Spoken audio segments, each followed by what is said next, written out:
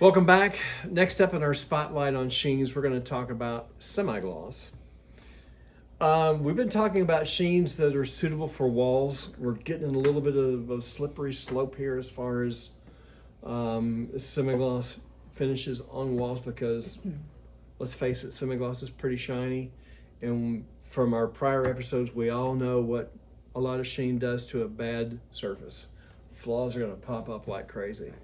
I think a lot of people think about using a semigloss like they're painting the kitchen or they're painting the bathroom. Well, you got to do semigloss. Yeah, my grandma. My My grandma did semigloss. that. That's exactly. Yeah, I go in pressure wash it every day.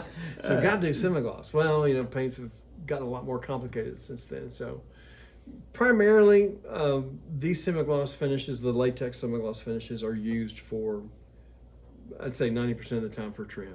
Occasionally, you're going to get somebody that's going to want to put it on a wall. Of the three semigloss finishes that we have, of course, that are in the same lines that we've been talking about, Aura, Regal Select, and Ben. The thing about the Aura is from that premium grade of paint, it hides extremely well.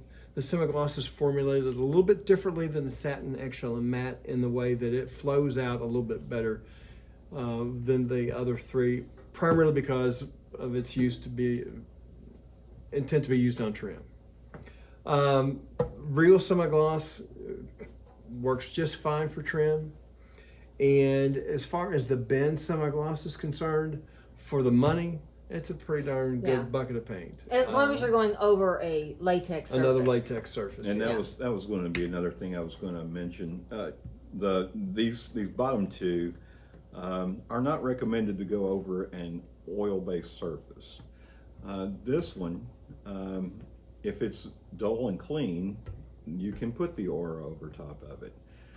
That's dull and clean. That's not our first recommendation. No. We'll talk a little bit more about trim paints in another episode, but it can happen, and that was made to help the consumers who didn't want to have to put a coat of primer and then 2 coats of semigloss paint over top of their trim if they had oil-based paint.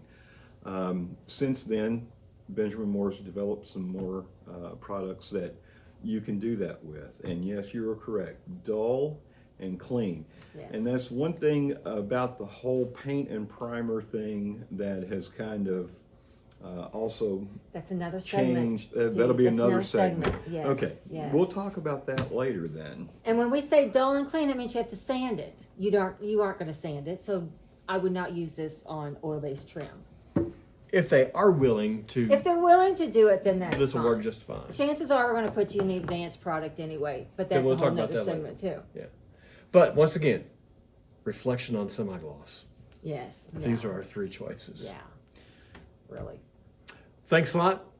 That's our spotlight on sheen, semigloss. Bye. Bye. See ya.